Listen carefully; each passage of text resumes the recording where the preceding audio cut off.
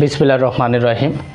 আজকে তোমাদের জন্য যে বিষয় নিয়ে উপস্থিত হয়েছি, বিষয়টি হলো প্রাণী জগতের শ্রেণী বিন্যাস।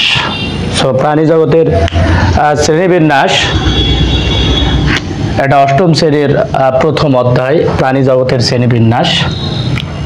এখানে যে বিষয়টি আলোচনা করা হয়েছে প্রাণী জগৎ সম্পর্কে, প্রাণী জগতের বিভিন্ন শ্রেণীবিন্যাস, প্রাণী জগতের জগৎ পর্ব এবং প্রাণী জগতের শ্রেণীবিন্যাসের আবিষ্কারক বা জনক, এই বিষয়ে আলোচনা করা হয়েছে। তো আমাদের যেহেতু প্রথমেই প্রাণী জগতের শ্রেণী বিন্যাস এই শব্দটা আসে, তো আমাদের এখন জানতে হবে যে প্রাণী জগতের শ্রেণীবিন্যাসটা কি। প্রাণী জগতের শ্রেণীবিন্যাসটা কি? তো আমি এখানে লিখে রেখেছি যে বিপুল সংখ্যক প্রাণীর গঠন ও প্রকৃতি সম্বন্ধে জ্ঞান অর্জনের সহজ উপায় হলো শ্রেণীবিন্যাস। বলি, বিপুল সংখ্যক প্রাণীর গঠন ও প্রকৃতি সম্বন্ধে জ্ঞান অর্জনের সহজ উপায় হলো শ্রেণীবিন্যাস। এই শ্রেণীবিন্যাস সম্বন্ধে জানতে হলে আমাদের বিপুল সংখ্যক প্রাণীর গঠন ও প্রকৃতি সম্বন্ধে জ্ঞান অর্জন করতে হয়। আর এই জ্ঞান অর্জন করার সহজ উপায়টি হচ্ছে শ্রেণীবিন্যাস। তো শ্রেণীবিন্যাসটা কি আমাদের জানতে হবে। আসলে শ্রেণীবিন্যাসটা কি? প্রাণী দেহের বিদ্যমান বিভিন্ন বৈশিষ্ট্য ও বিভিন্ন প্রাণীর মধ্যে পৃথিবীতে এ পর্যন্ত বিভিন্ন প্রজাতির প্রাণী রয়েছে। আমরা অষ্টম শ্রেণীর বইয়ে দেখতে পাই যে 15 লক্ষ প্রজাতির প্রাণী এ পর্যন্ত আবিষ্কৃত হয়েছে। তো এই সব প্রাণীর বিভিন্ন বৈশিষ্ট্য এবং বিভিন্ন প্রাণীর মধ্যে একটা মিল এবং অমিল সম্পর্ক রয়েছে। এই সম্পর্কের ওপর ভিত্তি করে ধাপে ধাপে যে বিন্যস্ত করার পদ্ধতি, সেটাকে বলা হচ্ছে শ্রেণীবিন্যাস। তো ধাপে ধাপে কি কি আসতে পারে, একটা শ্রেণীবিন্যাসের ধাপগুলো কি কি, সেই শ্রেণীবিন্যাসের ধাপগুলো সম্পর্কে বিস্তারিত জানতে হবে। তো জীববিজ্ঞানের এখন আমাদের আরেকটি প্রশ্ন আছে এখানে, যে ট্যাক্সোনমি কি। এটা মূলত আমি যেটা লিখেছি, জীববিজ্ঞানের যে শাখায় শ্রেণীবিন্যাস নিয়ে আলোচনা করা হয় তাকেই ট্যাক্সোনমি বা শ্রেণীবিন্যাস বিদ্যা বলা হয়। অর্থাৎ এই শ্রেণীবিন্যাস নিয়েই আলোচনা করা, শ্রেণীবিন্যাসগুলো কি কি, এই শ্রেণীবিন্যাস করতে কোন ধাপগুলো পার হতে হয়, এই বিশদ যে আলোচনা, এই আলোচনা করাকেই বলা হচ্ছে শ্রেণীবিন্যাস বিদ্যা অথবা ট্যাক্সোনমি। শ্রেণীবিন্যাসের যে ধাপগুলো রয়েছে, শ্রেণীবিন্যাসের বিভিন্ন ধাপ রয়েছে।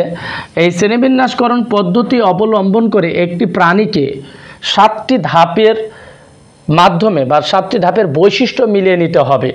একটি প্রাণীকে আমরা কোন জগতের অন্তর্ভুক্ত করব, কোন পর্বের অন্তর্ভুক্ত করব, বা একটা প্রাণীকে কিভাবে শনাক্ত করা যেতে পারে, সেটা মূলত অবলম্বন করতে হবে শ্রেণীবিন্যাসকরণ পদ্ধতি। এই শ্রেণীবিন্যাসকরণ পদ্ধতির মাধ্যমে তুমি যে কোনো একটি প্রাণীকে শনাক্ত করতে পারবে। তো এই শ্রেণীবিন্যাসকরণের পদ্ধতি অবলম্বন করতে গেলে আমাদের কয়টি ধাপ পার করতে হয়? 7টি ধাপ। সেই 7টি ধাপের প্রথম যে ধাপটি রয়েছে 1 নম্বরে, সেটা হচ্ছে কিংডম। আমরা যাকে বলছি জগৎ, কিংডম। এরপরে 2 নম্বরে যেটা রয়েছে পর্ব। জগতের পরে রয়েছে কি? পর্ব। শ্রেণীবিন্যাসকরণের যে ধাপগুলো, আমরা বলছি যে শ্রেণীবিন্যাস করতে হবে, একটি প্রাণীকে শনাক্ত করতে হলে কি করতে হবে? 7টি ধাপের বৈশিষ্ট্য মিলিয়েই এটাকে আমরা শ্রেণীবিন্যাস করতে পারবো। তো শ্রেণীবিন্যাস করতে গেলে আমাদের জগৎ, পর্ব, শ্রেণী। পর্বের ইংলিশ আমি লিখে রেখেছি ফাইলাম, শ্রেণীর ইংরেজি শব্দ ক্লাস, বর্গের ইংরেজি শব্দ অর্ডার, গোত্র ইংরেজি শব্দ ফ্যামিলি, গণ শব্দের ইংরেজি হচ্ছে জেনাস, এবং প্রজাতি শব্দের অর্থ হচ্ছে স্পেসিস। তো এই প্রজাতি হচ্ছে আমাদের শ্রেণীবিন্যাসের যে ধাপগুলো রয়েছে, এই শ্রেণীবিন্যাসের সবচেয়ে নিচের ধাপ এবং একক, নিচের এককটাই হচ্ছে এই প্রজাতি। প্রশ্ন আসতে পারে যে শ্রেণীবিন্যাসের সবচেয়ে নিচের ধাপ কোনটি?